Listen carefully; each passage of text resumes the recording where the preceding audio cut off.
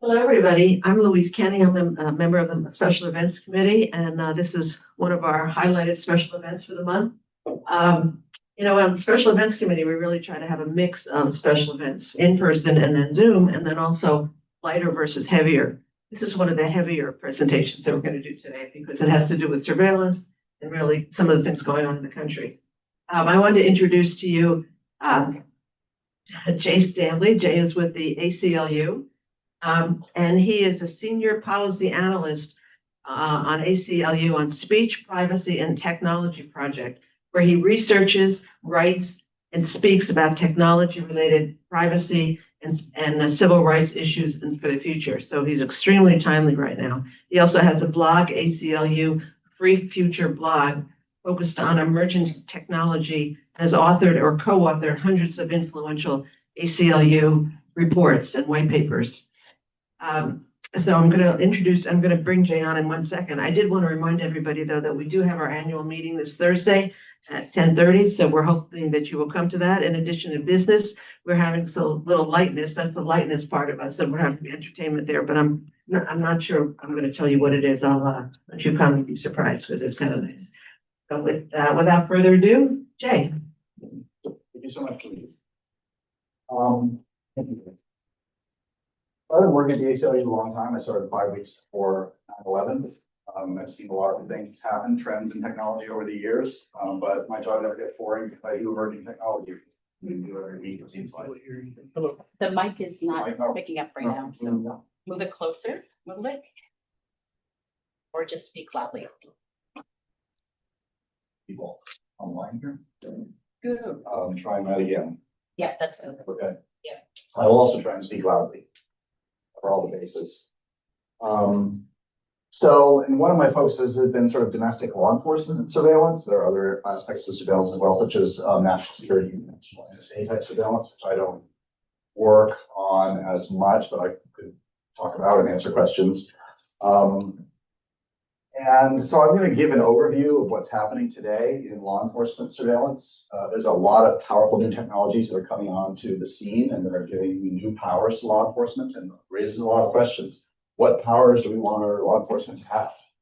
So I'm going to talk in 5 parts here, my 6 parts.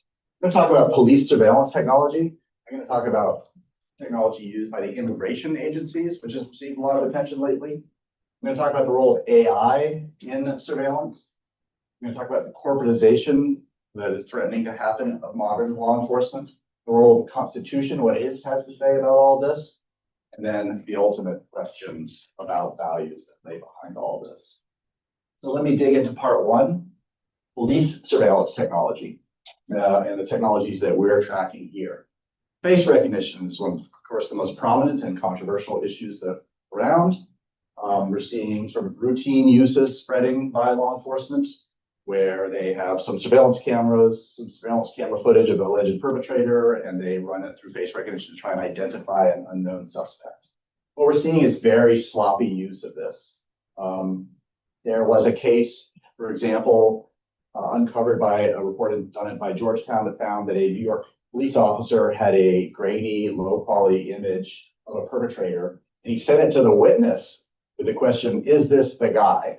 And anybody who knows anything about witness, with the malleability of human memory and the terrible history of witness identifications, you understand that like seeing an image like that with a question like that can lead you and literally change your memory of what you thought you remembered. We're seeing a lack of transparency where face recognition is used against alleged defendants, and the prosecution does not reveal to the defense that face recognition was used as part of settling the case. Does not reveal what algorithm was used, et cetera, et cetera. And we are seeing false arrests. And here are some photos. This was an ACLU client out of Detroit who was falsely arrested. This was the perpetrator photo. If you look closely, they don't really look anything alike other than both being black men. Here's another one. The perpetrator, he had these tattoos. The perpetrator can be seen in the first picture on the left, had no arm tattoos. All of these people have been falsely accused. Here's a Washington Post investigation that did a roundup of it, of various crimes, been arrested, face all kinds of bad consequences. Face recognition is known to have racial bias. Studies by NIST, the National Institute of Technology Standards, the government agencies have found that it is much less accurate identifying people with darker skin. Part of that is probably the training databases, and part of it is just physics, the reflection of light off skin. So that has been a big problem with face recognition. And right now we have another issue which is coming up, which is like foremost on our screen, which is what's happening in New Orleans right now. So going back, I told you I worked at the ACLU a long time. After 9/11, all the face recognition companies were pushing their products. We're going to stop the next Muhammad Atta. We're going to attach face recognition to every ATM machine, and we'll catch the next Muhammad Atta. It convinced the police department in Tampa, Florida, to put face recognition on cameras live on the streets. And we did a Florida public records request and found that it was completely failing. They weren't not identifying anybody. So we wrote this report, got a lot of attention. We reported to the media. Basically, the common sense conventional wisdom took hold that this technology really was not ready for prime time, especially in live situations. And we have not seen any, although we've seen a lot of law enforcement using face recognition in the ways I described to find perpetrators. Since this, we have not seen anybody using it live on the street, on cameras in the wild, until the Washington Post uncovered that the New Orleans police were doing this. And so this is a big problem. It's really the first aggressive use. And this is something that we really do not want to see spread around the United States, where every camera, the millions of cameras that are out there, has face recognition attached to it, is logging your presence, who you're with, et cetera, et cetera. And so that is the cutting edge of the battle on face recognition right now, although we have plenty of other battles as well. License plate readers, another somewhat wonky technology that is receiving a lot more attention lately. Started off as local police departments would buy their own license plate readers. These are cameras that use AI or to OCR or optically characterization to recognize the plate number, do a check against it the way a police officer used to call it in, and see if the car is wanted. We don't actually have a problem with doing that. What we have a problem with is the car is not wanted, obtaining the data. This person was driving at 2 a.m. down Main Street. You were driving at 2 a.m. down Main Street. And if you're violating the law, our view is, why is the police department keeping records if you're doing that? Our view is that the government's not supposed to watch everybody all the time in case somebody. So it started local, then we saw some regional sharing. Then this innovative company, Flock, came and really started tying it to the cloud. They used solar, they used wireless, and they used cloud technology to greatly reduce the cost of installation, and basically started selling it to police departments and homeowners associations and private businesses. Lowe's, Home Depot put them outside many of their stores, and logs every license plate number that drives by, retains it for 60 days, I think 30 days. And the real innovation here is they're doing this, every Flock machine in the country can feed that to the company centrally. And it allows police departments in the smallest local town to basically do a nationwide search of where a particular vehicle has been spotted. And that is an enormously powerful surveillance technology.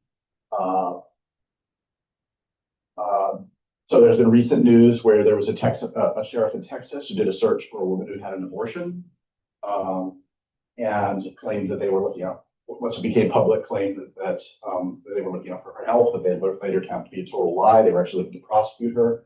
And there's been a lot of attention paid to the fact that there have been thousands and thousands of searches databases for immigration-related purposes by immigration agencies as part of the Trump administration's violent and lawless deportation campaign. And so a lot of towns say Arlington, Virginia, and I was thinking on the way here, I should have looked up. I think Arlington is a Flock customer. They definitely have license plate recognitions, I believe, at Flock. And I have not had a chance to ask, but the questions to ask are, does Arlington share nationally. I believe that Virginia police departments are not permitted to share nationally anymore. So that means that a sheriff in Texas cannot search our cars and our records as we drive around, but they can still search much of the country.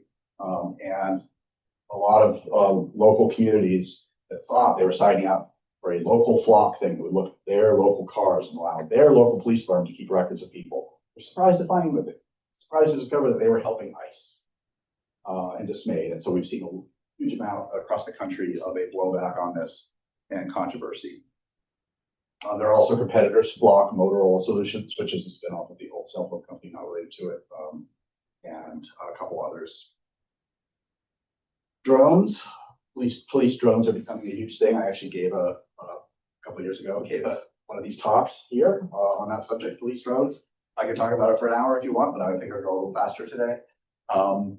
And so we've seen individual spot operations. For example, there's somebody lost in the wilderness. The police car pulls up. The officer pulls the drone out of the trunk, puts it up. It's up for accident photography or crime scene photography, maybe a SWAT raid or the like. And we have some issues over that. That's not really the main problem that we have.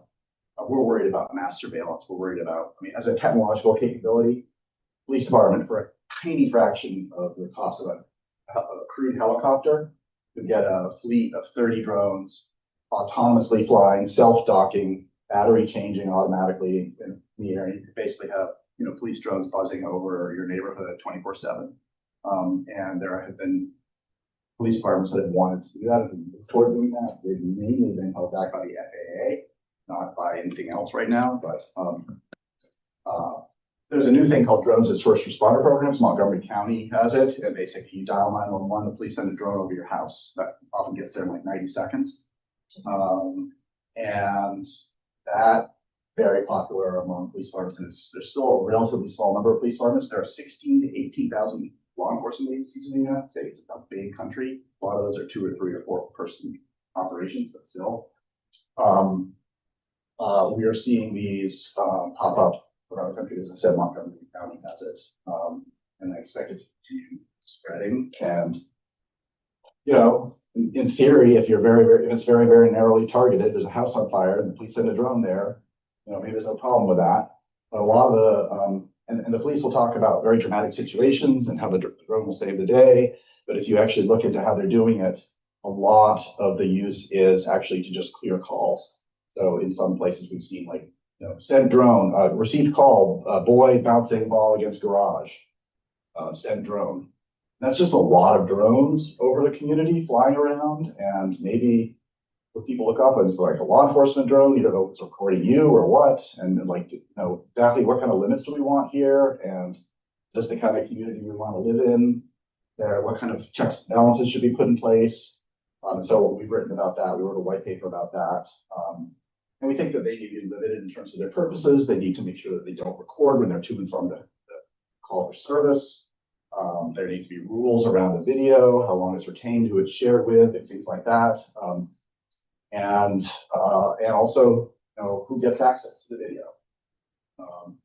In the body camera world, we've had a big problem, which is that too many police departments, states have not listened to us, and they've allowed law enforcement total discretion on what to do with body camera video. That means when the officer is saving a cat in a tree, they release it, and it goes on the evening news. But when the officer shoots somebody in the back, they will refuse to release it. And so we think that police departments need to not have discretion over what video is released and what is not released. There is no public interest in the police, either a drone video or a body camera video of a person, an individual, not a public figure, experiencing a mental health crisis or domestic violence crisis. But there is a huge public interest in seeing video when a law enforcement officer uses the power that they sometimes have to kill somebody.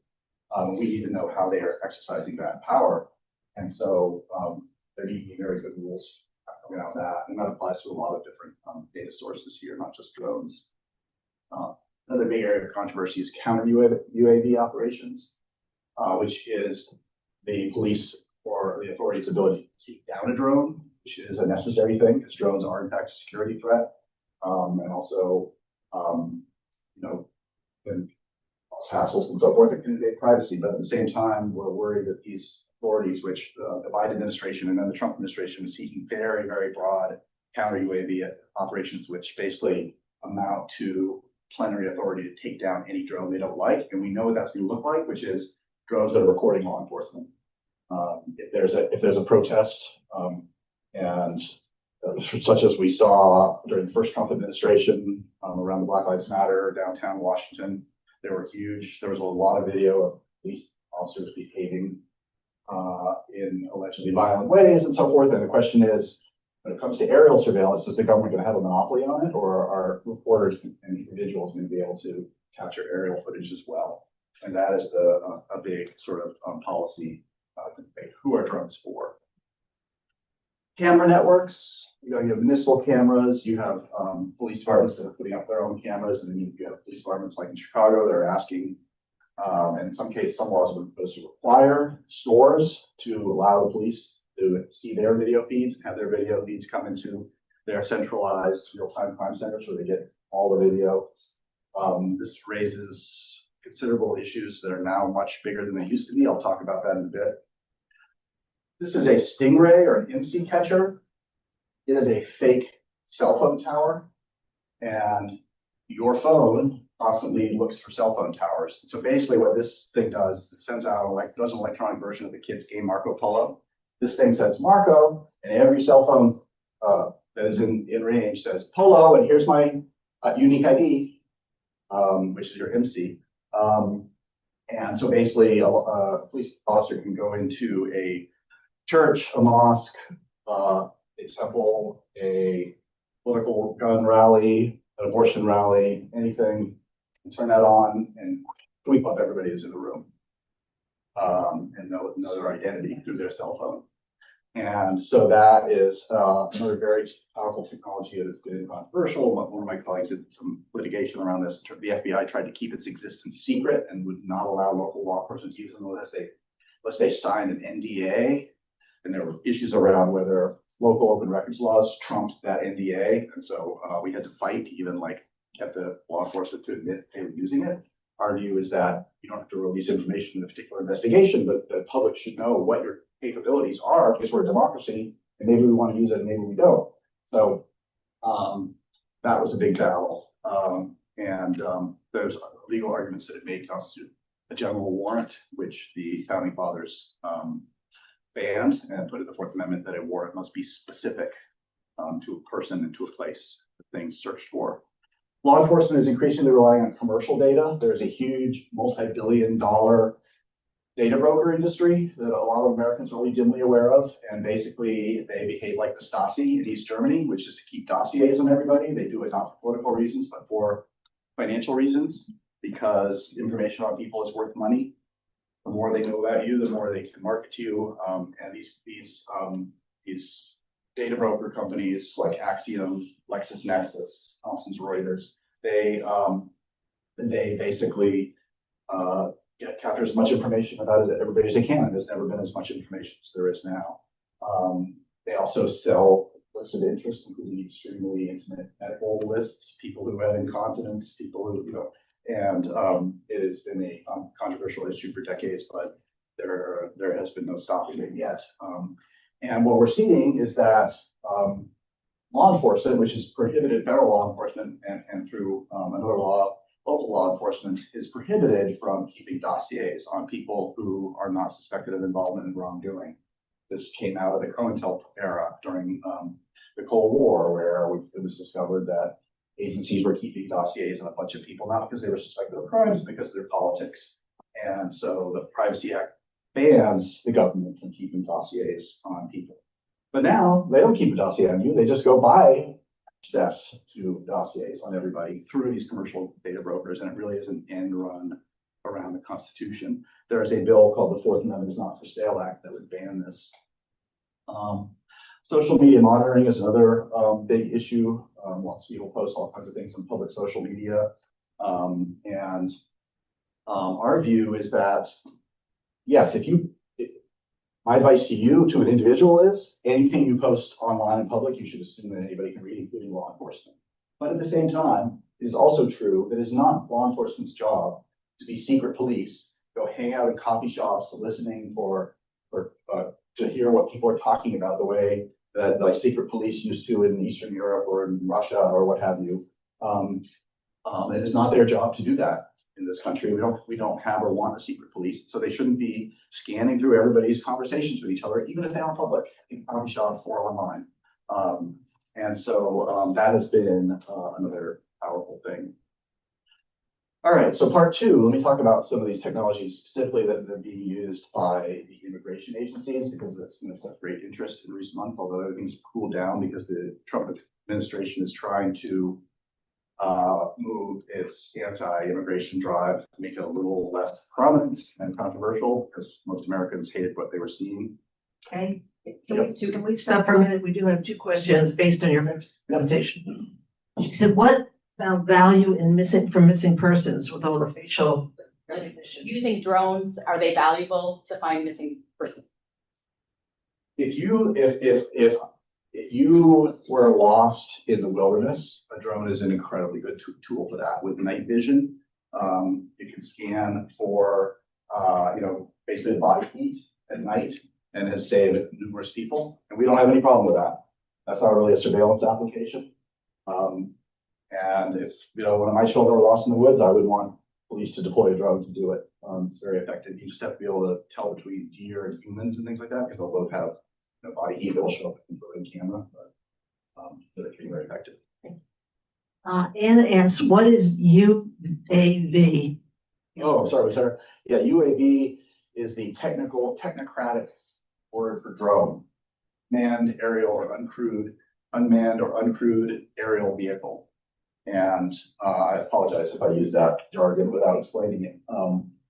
I remember when I first started writing about drones, the Drone Industry Association kept telling me that I needed to say UAV, not drone.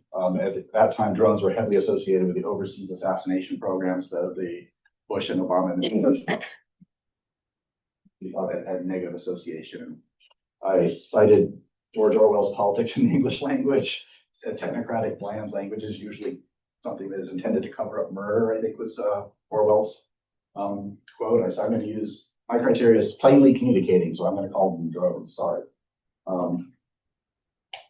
So the immigration folks are using face recognition with an app called Mobile Fortify. One of the things that they claim with Mobile Fortify is that they will use it on anybody without permission, including American citizens, and they will retain their photos. There's a lot of, I wrote a whole piece about Mobile Fortify, and there's a lot that we don't know about it. But again, face recognition is incredibly unreliable. And one of the things that was suggested to a member of Congress by immigration officials was that if somebody presented their papers, their ID, and it showed they were a citizen, and the Mobile Fortify is basically on a ICE agent's phone, they pointed at your face, and if that said that you were not a citizen, they would go with a face recognition, not with your ID, which was an absolutely outrageous policy decision to take. It's hard to find out information about how many people who were swept up in the immigration drive have been mistakenly done so because of Mobile Fortify. The administration has been too fussy about it. They sweep up anyway. Clearview is a private company that sweeps the web for any photos of anybody that have been posted online in social media or anywhere else, puts them in a big database, and sells an app to police that allows police to take a picture of you, and it will tell them who you are.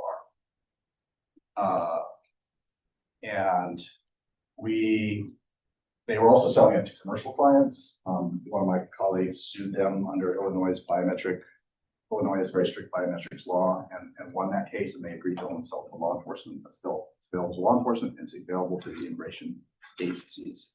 And then, of course, there are standard face recognition apps where if they have some video that was taken by an immigration officer, they can, days or hours or weeks later, they can always run face recognition on if they have the data. License plate readers, again, CBP had access to these block readers, so we know that they're using license plate scanning in their deportation drive. We don't know exactly how. Other police technology that I've mentioned that is also being used by the immigration agencies include these. There's a bunch of drone sightings in Minneapolis, sometimes used to intimidate and so forth. We know that ICE is using commercial data to try and specifically to try and locate people. Wildcat cameras is an issue. A lot of the immigration agents have been wearing their own personally obtained meta glasses, GoPros, smartphones, and so forth to record people. And you know, the ACLU, we have a model act for regulating these body cameras. That's like 10 pages long, and a lot of police departments have body camera regulations that are many, many pages long. And there are tricky questions. As I mentioned earlier, what happens to the video? Who gets to see it? Who doesn't? And all these kinds of things. And all of this is almost every police department in the country that has body cameras bans their officers from using their own personal recording equipment.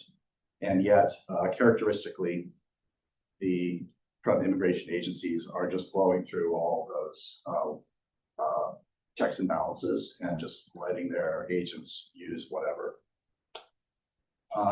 Government database consolidation is a huge issue. We've seen it with Doge. Doge is grabbing access to a bunch of databases. Basically, it was widely recognized early in the database age in the 60s and 70s that you have a lot of different sets of information about somebody. If you combine them all to one set, you get a lot of synergies. You can find out a lot of things about them in their life. You get a lot of inferences you couldn't make from any one data set on its own. And so Congress in the Privacy Act of 1974 basically put in restrictions on the ability of different federal agencies to share information with each other. They had to do this process, which is actually really, really weak in our view, and is abused already. They do have to go through a process with Federal Register notices and so forth, declaring the uses and the reasons why they're sharing data with each other, so it's regulated. And Doge just blew through all that, collecting tons of information, letting everybody access Social Security data, and so forth. And that is, we believe, part of what's going on with the immigration enforcement as well. And of course, we're seeing a lot of people being demanded to show their IDs when you do not have to show your ID if the law enforcement doesn't have reasonable suspicion that you've done something wrong.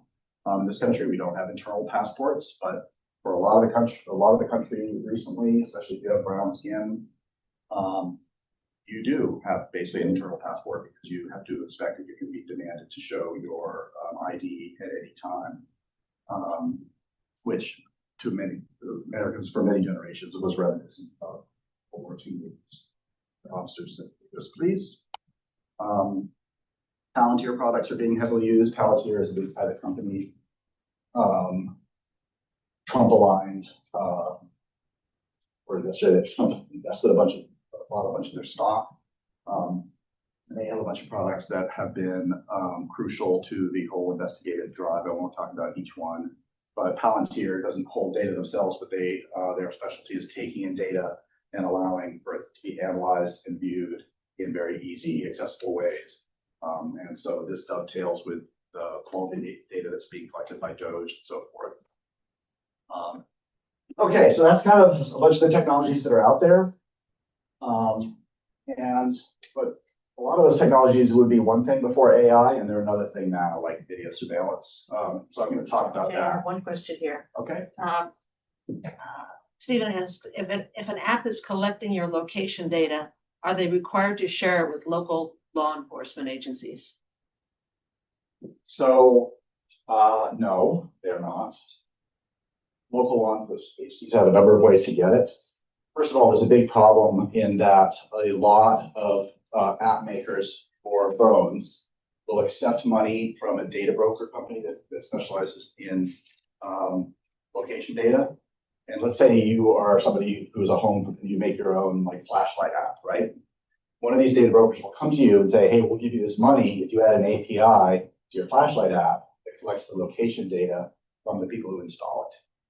That person then takes the money, sends the data to the data broker. The data broker has a bunch of location data. New York Times has done exposés on this. It's amazing how much location data.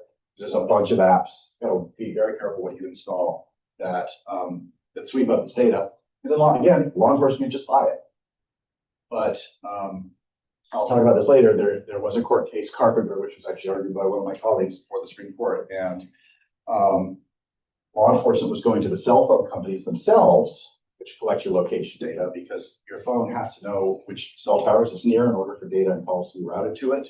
cell phone companies don't have to retain that data, but they do. They make money off it. That's a whole other scandal. But law enforcement was going to the cell phone companies, to Verizon, et cetera, and demanding specific person's location history without a warrant. And we argue that they should have to get a warrant for that. The government said it's third party, it's third party doctrine, et cetera, et cetera. And the court actually ruled in our favor and said that no, you do need a warrant to access historical cell site location data obtained from the carriers. And the same would therefore apply to a specific app maker, like your weather app, if it keeps storing your location data and the police look at the weather app. But if they had a warrant, they could get it. It's not that hard to get a warrant. They can also get data off your car. There's another scandal, which is that our cars are collecting a bunch of data about us now, and sending them back to the car maker. Every car, you see the little thing, the triangular like shark fin thing on the top, that's an antenna. Your car comes with a cell phone built in. It calls up the phone company and sends a whole bunch of data about your driving.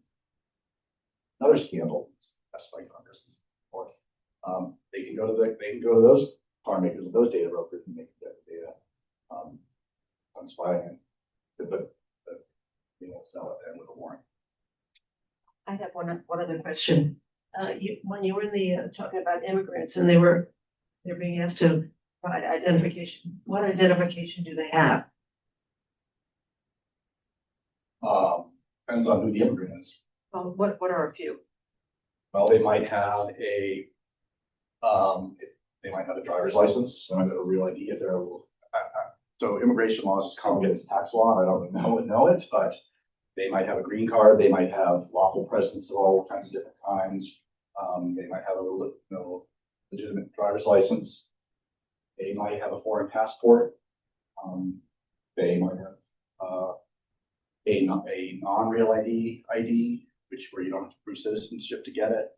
They might have a passport card, which allows you to go back and forth Canada and the U.S. At least used to. I'm not sure if that's still the case, but the bottom line is that immigration law is as complicated as tax law, and there's a million different statuses, and it's very complicated. And asking, these August agents to sort it out on the street is the reason why we have to have due process before we send more people. But most immigrants do have something to show. Is that fair to say? Legal immigrants all do, and undocumented immigrants, well, they're undocumented. I don't think they have anything. But I mean, there's no. Now I'm questioning whether they have a requirement to carry it with them at all times. They might, might depend on visa status. Does anybody here have any questions? Yes. This is very interesting. Sorry, can you hear me?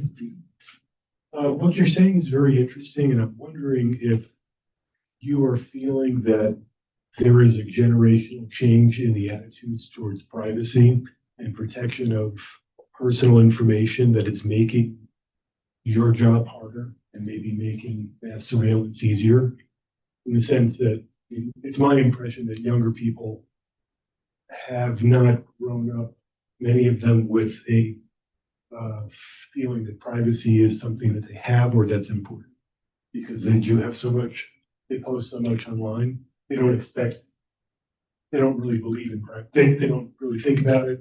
And to the extent that they do, they just assume everything's out there. I don't know what your view is on that. Yeah, I think it's complicated. I think that there are some parts of privacy that are culturally relative. France, people are happy to go topless on the beach or nude on the beach. And in Saudi Arabia, not so much. That's cultural. But I think there's also a core of privacy that is not culturally relative, which is you need a core of the ability to, in order to have intimacy, to have politics, you need to be able to say some things to some people without other people knowing it. And I don't think that that's cultural. I think that's everybody. You can't have politics without it. You can't have intimacy without that. And so that's kind of the overarching thing. And so the cultural stuff is easy to change. But then there's things that are sort of in between. It's not clear what camp they're in, such as like, how paranoid are you about companies? Do you care that Google, Microsoft, Apple, Facebook, Meta, and everybody else, knows a ton about your life. They know every grocery item you bought in the last year. Does that bother you? They know every grocery item you bought. There's nothing that personal about it, but it's kind of like, um, um, so, but there are other things too. And I always I get this question a lot, which is younger people, they're not established in hierarchical or any other sort of organizations. And I think they don't really understand the importance of reputation across time the way older people do. So that's not a generational shift. That's just young versus old, which is different, right? And those same people, when they get older, will care more than they do now. Young people are also at a stage of identity formation where they're trying out different identities, and they often broadcast things about themselves that seem intimate to older people because they're trying out different identities and so forth. And so there are a bunch of things like that that make it more doubtful whether there's actually a generational shift. And there's a lot of evidence that, sociologists have done studies where young people are very, very protective of their privacy. It's just that their threat model is not Google or the NSA. The threat model is their parents. And they're very clever at covering their tracks and protecting their privacy against their parents digitally. And so I think it's I totally know what you mean, and everybody asking that question here really sees that way. But I think when you go a little deeper, it's a little more complicated. And there is an interest by a lot of companies to want to amplify that conclusion, which is that you old fuddy duddies with your concern about privacy. The young people don't care. Privacy just doesn't matter as much as it used to. And there's a lot of companies that have an interest in pushing that message. There are no other questions, but we did have a request of somebody online asking, could we hold the questions so you can get through your presentation? So how's that? Yeah. How am I doing on time? I got to move along. Okay. How AI amplifies surveillance. So I wrote this paper in 2019, which I think I correctly predicted the direction things were going about how AI would amplify a lot of scaling of surveillance in different ways. And I focused on video. It's also applicable to other data as well. And so there's this whole field of machine vision or video analytics, which seeks to allow computers to understand video and images the way that they can currently or used to be able to understand text. And so this is again before recent advances, but human action recognition. You can feed 10,000 hours of video into a computer, and it will recognize all these different activities. Let me just biking through snow, cutting nails, high jump, petting cat, and so forth. And that means that you can do a search for those kinds of things. If you have 10,000 hours of video, you can look for anybody who is doing those things. That's much more powerful than it used to be. Anomaly detection. You can have a camera, you can focus it on a scene, say your local swimming pool or whatever, and just let it train for a couple weeks or months, and then say, all right, if you get any weird patterns of pixels that you haven't seen before, send an alert to a human. It's hard to think that anything more sort of conformism inducing than that. It could also be racially biased. I mean, even without anybody programming racial bias, it's like an all whites neighborhood and the black person comes through, or the AI will say, I haven't seen that pattern of pixel before. If somebody is dressed as different or anything like that. Contextual understanding, object detection, demographic, clothing and appearance, gesture recognition, tattoo, et cetera, all that kind of stuff they're working on. Emotion recognition, which is, as a scientific matter, a load of baloney, because emotion is so culturally relative. But a lot of products are being sold that can purportedly detect emotion. The problem with emotion recognition is that they're neither specific nor they're not really specific, like in the sense that they're neither specific nor anyway. The same facial expression can be different emotions, and the same emotion can come through in different facial expressions. Wide area surveillance, which is which developed overseas in Afghanistan and Iraq, basically put a gigapixel photo on an airplane. So think like 1,000 of these together, and it can videotape like a 32-mile square area and track every pedestrian and car in that area. And so that is a technology that we've seen and has been, but that's a huge amount of video. And so the problem is, how do you interpret that video? And so there's a huge area of work where AI will help search through that. It's called Project Maven, which was a Google project to help the Pentagon do exactly that. It was highly controversial because back then, a couple years ago, the Google employees refused to participate with it, and they sort of there's an uprising. Now that's all been swept away, and Google and everybody else is doing this.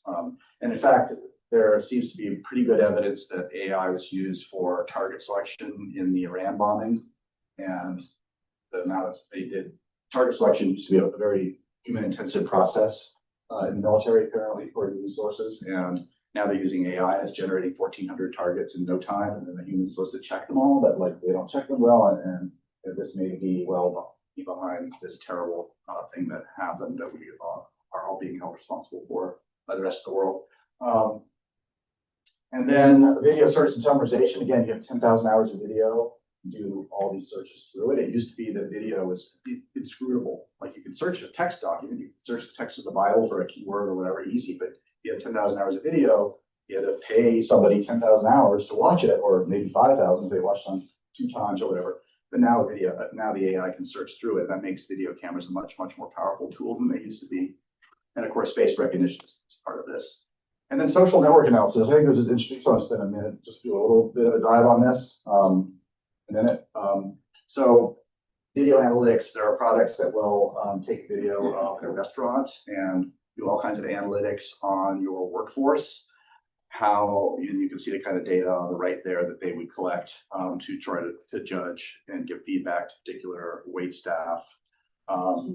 Australia, put a camera over a highway, took a photo through the front windshield of every car and sent an automated ticket to those that the AI judged were holding or using cell phones. It's not permitted in Australia to even hold them. This is a driver eye device that sits inside the van of every Amazon delivery vehicle. It has a camera that points at the driver and will tell the driver or tell them, make them pull over, or on the phone with their boss if you're sleepy, if they seem to be distracted, if they yawn. And so they're under constant surveillance by this machine intelligence that is watching them. So this is a company that sells this, what they call associational thing. So here's a photo of a guy. They have 10,000 hours taken from a transit center in California video, and they do a search for this guy. They come up with a bunch of faces they think might be him. It says up here, 16 detections of gray-haired male across 31 days. But then here's the rub. You can define a window size. Here they do 10 minutes before and 10 minutes after. Find associates, and it shows you a picture of everybody who ever appeared on camera with that first person during those 30 days. And you can see it says 1 co-appearance, 2 co-appearances. This guy, however, is 14 co-appearances. So he's clearly and you just get the calendar with all the dots where they're seen together. You click on one, you get the actual video. Here, the 2 of them are together. Here's one of them. The other guy showed shortly afterwards. This is not the gray-haired male that they searched for originally. This is his associate. Now you can go up and you can say create target, and now you can do a search of his associations. Oh, wow. And so this is an enormously powerful tool to tell who's associated with who, and you can create what's called social network mapping. This is a social network of the anti-British activists in Massachusetts in the 7th during the American Revolution. And Paul Revere's right here in the middle. He apparently wrote letters to everybody. But that kind of thing can be done in an automated fashion using these video databases. And now, of course, we have the LLM revolution with ChatGPT in the last couple of years. And this is making these technologies even more powerful. Behind them was the old technology called convolutional neural networks. And the new one is called transformers, which is the innovation that is behind large language models. And this is the old convolutional neural network. You have to feed it a million pictures of cats and a million pictures of dogs and tell it which ones were cats, which ones were dogs, and sort of slowly learn which is which. But the LLMs are much more flexible. For example, you could say, find me pictures of a horse with stripes. Whereas the old system, you would have had to feed it 10,000 pictures of a zebra, Now you can say, show me a horse with stripes, and the AI is smart enough to put two and two together, even if it had never seen a photo of a zebra before. So it's much more powerful and flexible. It makes machine vision much more powerful, cheaper, and more broadly available, and much easier to use because you can just use natural language interface as you do with. Okay, so the corporatization of modern law enforcement. So because of all this data, like it's not really like the core competency of a police department to collect and handle all this information. So they're outsourcing it to private companies, and we're seeing a loop back of digitization and privatization. This is because we have so much new data pouring in, license plate data, all this video data. Now the video data comes from many sources, as you can see. All this data is pouring into police departments. In addition to non-video data that is new and was never, in the 1950s, police departments did not reflect all this information. And I'm not going to talk about all of these, but you get the idea. And there's also digitization of existing data that police departments did collect in the 1950s is now in digital form. Things like booking, jail data, warrants, protection orders, citation systems, tow, impound, recovery. There's just an enormous amount of information in the police departments. And so all of that stuff is coming together. And a lot of the companies that are handling this data for companies are doing cloud services. That means, like I talked about with Flock, all this data is flowing to one company from many, many different police departments. And it increases the control that the company has over that data. There's a vendor called Barricada, which sells basically surveillance cameras to cities, and it's a subscription model. So you buy their cameras, you put them all up, and you have to keep paying a subscription. And if you don't pay the subscription, they break your cameras, basically rendering them inoperable. And one of the companies calls it, the analyst companies calls it hostage as a service. And also, these companies like Flock doesn't allow private companies to test Flock and see how accurate their license plate systems are. And they can do that, like other products. This company that tests surveillance equipment could go into a store and buy one and test it, and nobody would be able to stop them. But because it's cloud structured, they can actually stop the company from even testing it. And cloud services create returns to scale and centralization and natural monopolies. One of the reasons that Flock is getting huge investments from Mark Andreessen, the Trump supporting guy behind Andreessen Horowitz, which is one of the major VC firms, venture capital firms, is because the more customers they get, the more powerful searches of their data are by law enforcement. So they can search all across the country, and so you're getting returns to scale that they become harder to compete against. There are a lot of examples of, these are some data brokers and Palantirs I talked about of private companies in law enforcement. The New Orleans face recognition program is actually done by a private outfit, which is very wild. But in some ways, two of the biggest companies are Axon, the company formerly known as Taser, which is the biggest seller of body cameras, and Flock, which I mentioned is the biggest seller of license plate recognition. But both of them, and by the way, they used to cooperate and they just had this big falling out because they're both competing. Both of them sell a ton of, they sell drones, they sell 911 services, they sell body cameras, regular cameras, all kinds of stuff. Flock also has its wide range. And they're both creating real-time crime centers that bring a bunch of data together. Fusus is a company bought by Axon, and Block Nova is their product. And they both want to be what they call the operating system of a modern police department. This is Axon's language in all their PR materials, and Flock calls their product Flock OS. And that raises a lot of questions. So now you have this private company that is going to be like the brain and the heart and the center of a police department. Really, this private company is going to do that? What could go wrong? Well, I decided to think about what could go wrong. First of all, they're getting access to all this data, right? They might have access to data about their competitors, about their critics, about, like, let's say Flock gets bought by Amazon, and Amazon's having huge labor battles, and it gets really raucous, and the police are involved. And now Amazon has access to all the police files about it, data on their regulators, and investigations into themselves. There was when Jay Gould bought Western Union. There were rumors that he was reading everybody's telegrams in the 19th century and making Wall Street trades based on what was in them. It was never proven, but they can do that, right? So data access, they could also change data if they wanted to. Potentially, I don't know why they couldn't. There's a whole area of sort of evidentiary chain of custody, digital chain of custody, and so forth. It's a very complicated area, and complexity is bad for security and hard to police. Profit decision distortion of decision making. When red light cameras first came out, there were a bunch of towns that had vendors that were allowing the companies to provide the red light cameras to choose where to install them. And they were installing them where they get the most infractions, not where they do the most to increase safety. There were allegations that they were shortening the yellow light time so that people would be more likely to end up running a red, and thereby, because they were given a cut of the ticket revenue, which is, first of all, like a terrible incentive structure, right? Say what you will about law enforcement, it's not generally it's incentivized by money with one terrible exception.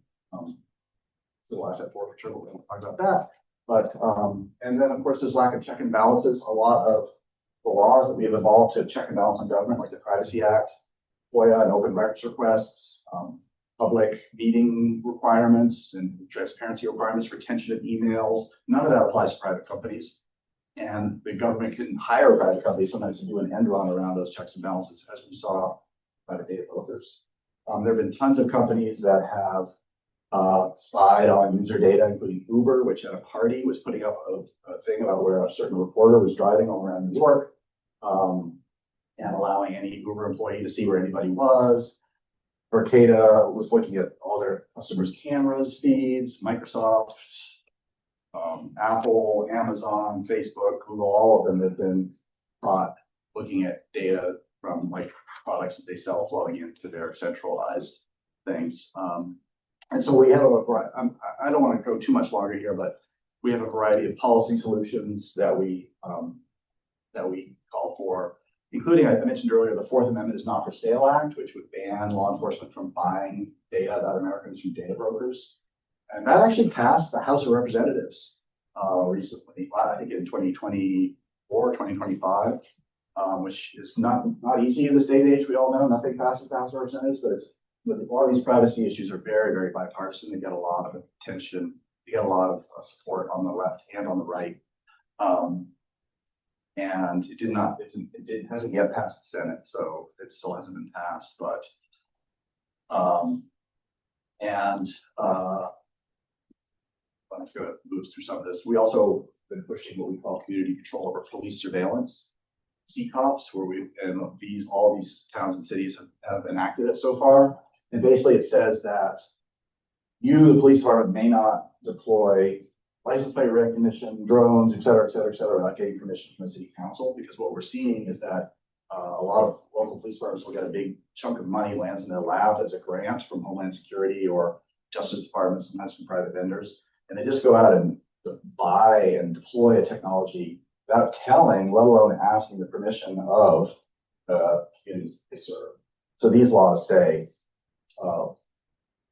they're neutral in terms of whether the police can do things, but they just say you have to get permission from Democrats. And it makes sense because a lot of these technologies really are sensitive and they go to the heart of the relationship between the individual and their government. And for a democracy, we should choose which powers we want our police to have and not have, especially with these new technologies where they can have powers that nobody in history has had before. My last part basically here, the Constitution. What does it have to say about all this? There is a growing recognition by the courts that digital is different. We saw this in a case, Riley versus California. When you are arrested by the police, they can search you incident to arrest for their own safety to make sure you're not carrying a knife or anything like that. And what was happening is the police were arresting people and then searching their cell phone. And that was challenged. Law enforcement said, we've always been able to search people incident to arrest. This is no different. And the court said, no, digital is different, basically. Saying cell phones, same as searching your pockets, like riding on horseback, is like to the moon. And also skepticism of location tracking.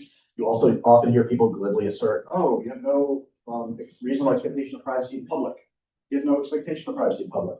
It's obviously true at a commonsensical level, which is that if I walk out on the street here, people can see me and I can see them. The other hand, if I walk out on the street and then went home and somebody followed me and continued to follow me for a month, I'd probably call for a restraining order.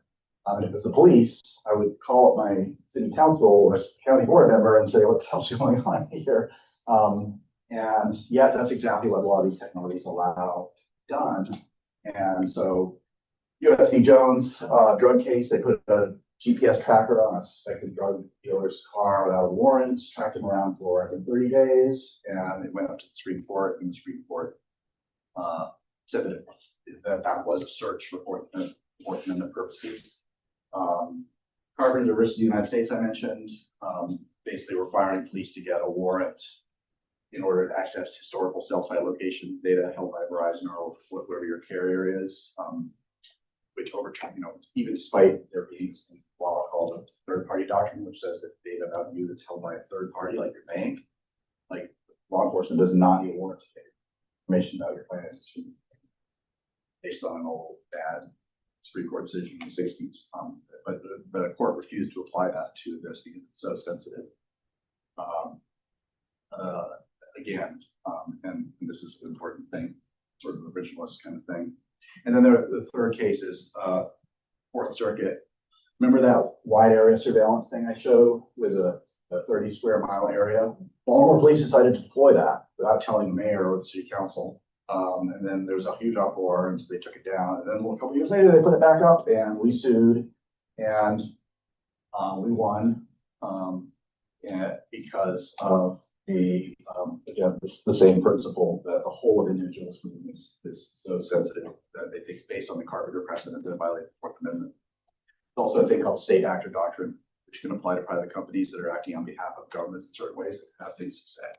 Anyway, so, basically the risks here are chilling effects because we want to go through our life feeling like we're being monitored by law enforcement. The law enforcement's keeping records of everywhere we drive, the like. And what kind of, there are risks of abuse by individual officers. There have been so many cases of individual officers using these technologies to check on their ex-wife's new boyfriend and the like. And obviously we have abuse by entire agencies, as we can see throughout American history. J. Edgar Hoover, everybody is aware of his abuses, but there were also, during the Cold War, there were these red squads in the urban police departments that were really abusive and engaged, basically went after, not only surveilled, but did worse to basically leftist political groups. And the ultimate question is, what kind of communities do we want? And all these new powers are being created by new technologies, powers that nobody's ever had in history, and that we don't have like long traditions or common law or religious traditions that give us guidance on how we should think about these kind of technologies. And number one, what kind of communities do we want to have? What kind of society do we want to have? How do we want to distribute power? And number two, who gets to decide? Is this going to be companies and unelected bureaucrats, or are these going to be democratically decided questions? And that's the ultimate questions, I think. So that's all I have. Thank you very much. Thank you. Jay, I have one thing online here. It's actually not a question. It's a comment from Madeline. She said, if there's time, can we share this with the group? Excuse me. In 1994, she worked for a software company setting up their programs and speakers. She was in the room where Andy Grove, the Intel CEO, was asked about privacy. Remember, she says this is 30 years ago. His response was, the Fourth Amendment is dead. Get over it. She said she was dumbfounded, but apparently he was right. He was right that privacy has taken a lot of huge hits, but we often hear that kind of glibness. Number one, from people who have an interest in privacy being dead, because there are companies involved spying on people. And number two, from very powerful people who don't really have to worry about their privacy being invaded because there isn't going to be a bunch of data that's going to be crunched about them that's going to be used to deny them loans or otherwise, hurt vulnerable people or Andy Grove didn't have to worry about being falsely identified by face recognition and thrown in jail. There's a lot of things that people like him, billionaires, don't have to worry about, and so it's easier for them to be glib about this. But no, it's also easy for ordinary people to be glib because a lot of it's very abstract and it often doesn't hit home until it does affect you. And what we often see is that, when it is abstract, it's hard to get people to focus on it, but when it becomes personal, they suddenly care a lot.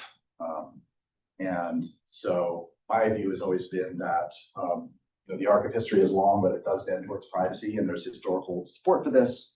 The monarchs of Europe used to read everybody's mail, and the people whose mail was being read, which is mostly nobles and diplomats and so forth, they never accepted it, never got used to it, never just took it as normal. They always fought back, and over a period of 100, 200 years, it really became forbidden. And pretty much, actually, historians think really stopped happening because it was just so objectionable. And then there was in Britain, I think in the 1700s, there was a Portuguese diplomat who found out, was discovered that the British government had been reading his mail, and Parliament went ballistic. They were really, really upset by it. They didn't care about Portugal, but and again, there's the telegrams, right? The telegram technology was in the mid 1800s, and for a long time they were being read. Then we eventually came up with privacy laws. The phone company can't listen to your phone conversations and transcribe them and use the content to market to you. It took a while, but we put in place privacy protections. And so I am short-term pessimistic and long-term optimistic on privacy. But yeah, I think that the CEO of Microsoft said something similar about 10 years ago. There's been a couple of quotes where these big tech billionaires say things like that. I didn't know that it went back as far as Andy Grove. That's really interesting. Yeah, I was going to ask Jay. Seems like we should be able to compel local police enforcement to disclose what tools they're using. If we asked Arlington County Police to do a presentation on all of their tools, would they do that? Is there any way to compel them to tell us? The smart police departments are very transparent because they serve, because they understand that these technologies are really controversial and edgy, and maybe if there's some controversy today, one could grow up tomorrow, which is what a bunch of these firms are seeing around Block because of its involvement with the immigration drive. The Seattle police bought drones back in 2015 without telling anybody, and then there was no more. They had to sell them to another city because and so the smart ones are transparent, but a lot of them, there's 18,000 law enforcement agencies, and there's a bell curve, and a lot of them are the opposite of smart. There's no general law that requires that kind of transparency, other than all the states have open records laws, state equivalent of FOIAs. So in theory, you could use that to find out what's going on. Clients can be spotty. Often you have to sue to get law enforcement agencies to follow the law and comply with those things. But that's kind of the most obvious way.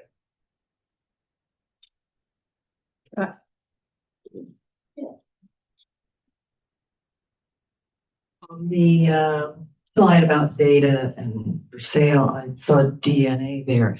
Can you explain what the fears are for the people who've given their spittle to 23andMe or Ancestry, and people are like, oh, you should not have done that because China can zap you somehow? Is that make believe, or what is it? I don't know about China. I haven't heard.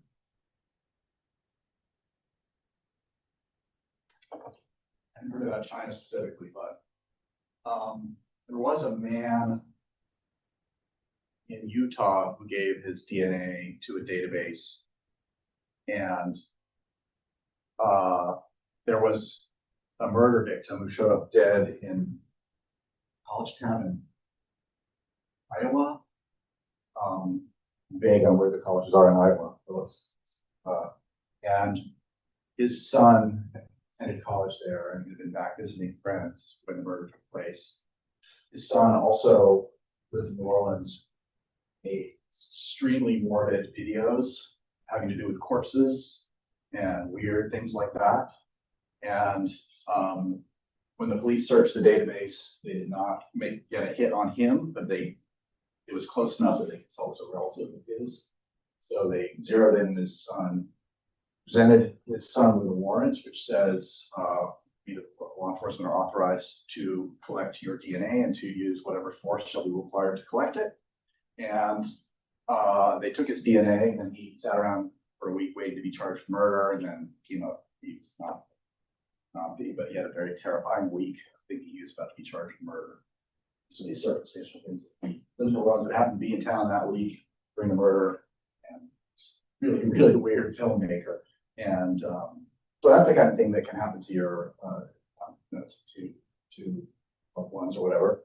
DNA is also incredibly revealing about and your relatives, your children, parents, siblings, etc., in terms of what it reveals about your health, what it may be able to predict about your health. Are you going to get cancer? Are you going to get Alzheimer's? Are you going to get and every day they're correlating more and more things to genetics, and so the number of things discovered about you from whole DNA just growing. So those are some of the risks that people worry about.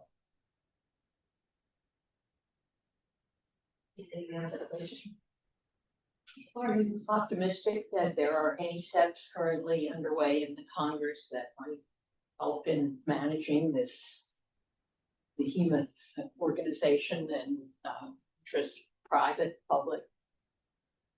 You weren't on mic. The question was, am I optimistic that Congress will deal with any of this?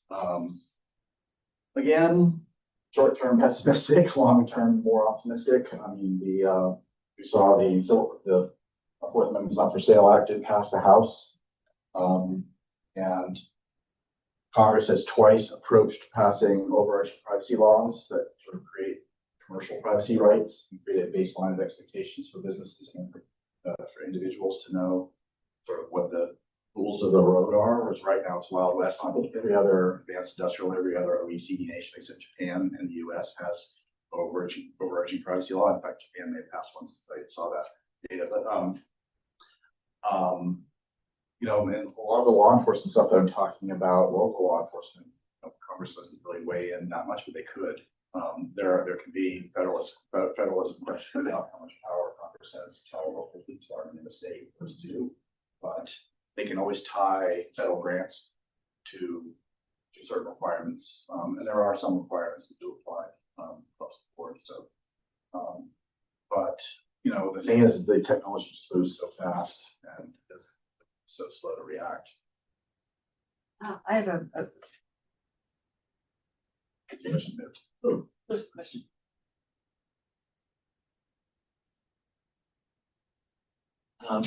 I watch a lot of sci-fi, so I am extremely pessimistic on this whole topic. I mean, all the sci-fi movies have this inherent in them. I mean, I'm thinking of one with Tom Cruise, where they took it to the logical extreme that they could predict whether or not you perform a murder.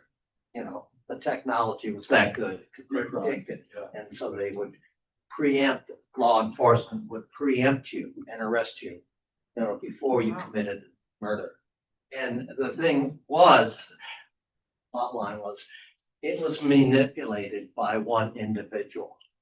Okay, the technology worked, but on an individual use, like you said, the major issue is individuals can abuse the technology, and you can never stop that.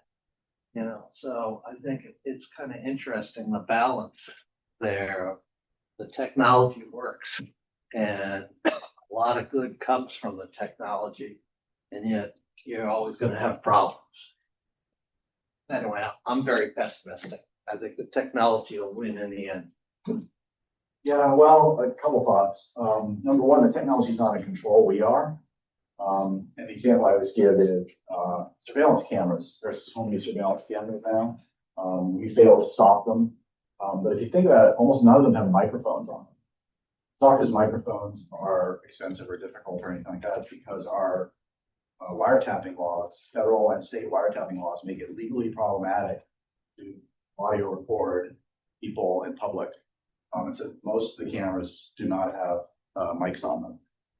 And so we passed a law, and we've shaped the way this technology is deployed across millions and millions of square miles in the United States. And we can do that with other things too. We don't just throw up our hands and say, defend your right to do research as the First Amendment right to research technology. But in terms of how it's deployed publicly, if we're in a democracy, we should be able to limit it. And sometimes being a democracy means that people don't agree with the ACLU, but and say, I want those cameras or what have you, but at least it should be decided democratically. And yeah, every technology can be subject to abuse. You're never going to have perfect security, but you can put in place checks and balances that make it harder. You have auditing mechanisms. You can have oversight, independent oversight, which most parties have opposed and have successfully fought off independent oversight. You can, with modern cryptographical technology, you can have auditing mechanisms that are very hard to defeat. Take a video, you can hash it and store the hash on a blockchain where it can't be tampered with. Those things are never going to be foolproof. No security system is ever foolproof. And this is a security system who's watching the watchers, kind of, but you can at least try. And with any of these technologies, it's just like that. There's not even any sort of anything in place to try and even protect against. We're just basically trusting in law enforcement not to misbehave. And unfortunately, there's a bell curve, as I said. Some of us have and will misbehave. I have another question online. Eileen asks, are there any restrictions on private drone owners flying over other people's residences? So the law is, this was never an issue until the last 10 years or so. And so the law is kind of underdeveloped there. Basically, so there are existing laws like PP-Tom statutes. If you flew a drone up to somebody's second floor bathroom window and you pointed the camera inside, you could be prosecuted. I hope it would be under PP-Tom statutes. There are torts around privacy, like intrusion upon seclusion. You go back to sort of old common law, and you could sue in theory for those. But there have been some states, I think, that have enacted restrictions on flying over people's houses. Although this may only apply to law enforcement. I'm not sure. So there are some ways, but generally, if you're flying point A to point B, you go over some houses in between. I'm not sure that in most places there would be any consequences. And this is actually a really live issue because one that I've been following is not an individual, but like Amazon, UPS. These are companies, and there are other drone delivery companies, and they are dying to launch big drone delivery operations. And they will be flying over everybody's house, and maybe pointing the video camera down and videotaping your backyard every, once an hour. If you live in a place where there's a lot of drone deliveries going on or something, possibly in the future. And are there any restrictions on what they do with that video? Not really. The law is very unclear. And so we have called for the FAA to get involved. They refused, and they called for some checks and balances, at least making companies declare what they're doing, so that we have transparency, even if not outright mean it's illegal. It's very complicated too, because we at the ACLU, we're a photographers' rights organization. We have defended many people who have been, they're out on the public street, they're pulling somebody over, and the law enforcement officer says, "You need to turn that camera off, man." That is not a constitutional request. You have a right to photograph things in public, where you are legally very plain to do. And so we've had a bunch of litigation around that and everything like that. So the privacy and the rights to photography, sometimes you have to be subtle and sophisticated in how you balance those trade-offs. But nobody's being subtle or sophisticated for doing any balancing like that so far. Does anybody here have any questions or online? Any questions? We have one that just came in. Patricia asks, is an ICE agent required to have his or her body cam and microphone turn on to record a conversation? I don't think ICE uses body cams. Unless, I know there's been discussions about that in recent months. Some states are putting that in, but I don't know if it's enforced. Yeah, the state can't Yeah. dictate what ICE does. Yeah. What happens is when there are task forces where local law enforcement and federal officers work jointly, then the question is whose rules apply. And sometimes they're like, the Fed, there may be a city ordinance that police have to wear body cameras, and the feds will tell them they can't as part of the task force, or vice versa. And so there have been some issues around there, but I don't really know the details. But my general sense is that they're not wearing body cameras. And I'm not even sure I would support them wearing body cameras unless they follow like our policy, because what's going to happen is they're going to use the body camera footage against people. And then when they are acting illegally, which they have been a lot, they're going to refuse to release the body camera. So as long as ICE gets to just decide themselves which footage, control the footage, and the release of it, then it's going to be worse than them not having the cameras. Question.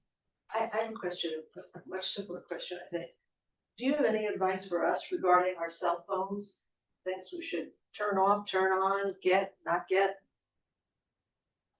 Yeah, it's a whole giant world. It's complicated, and there are trade-offs between, expense, inconvenience, expertise, and how much time you want to spend mastering something, and your privacy. And most people lose out, and most of the time that calculus leads to they continue to have their privacy invaded. We should have laws in place that allow us to have our cake and eat it too, have the convenience, not have to become technical experts, not have to put a bunch of inconvenience, and still have our privacy protected. But that hasn't happened yet. But as I said, be careful what apps you put on your phone and who is behind them. I personally, I turn off. This is the inconvenience thing.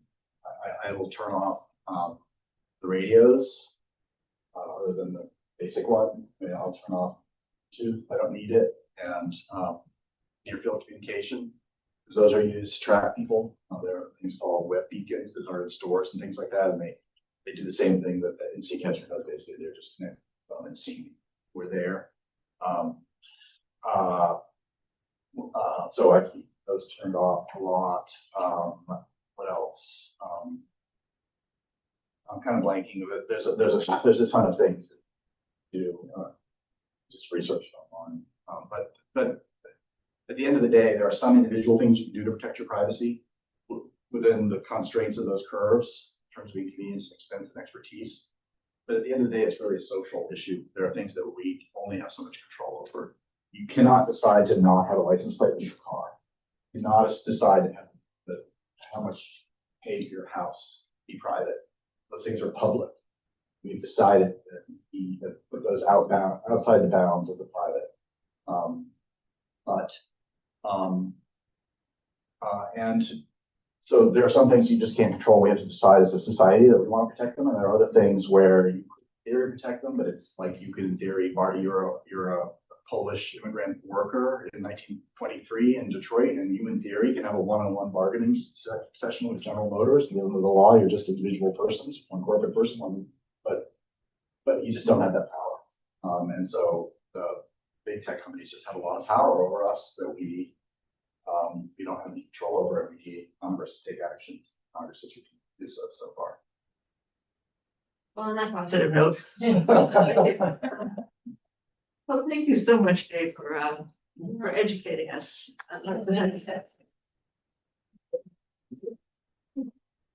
Well, for all the folks online, I know are plotting in their homes. We had about 80 people online. Oh, that's great. Rest. So thank you very much. And also, this is recorded if anybody needs to listen to it a second time. Pass it along to somebody who should listen to it.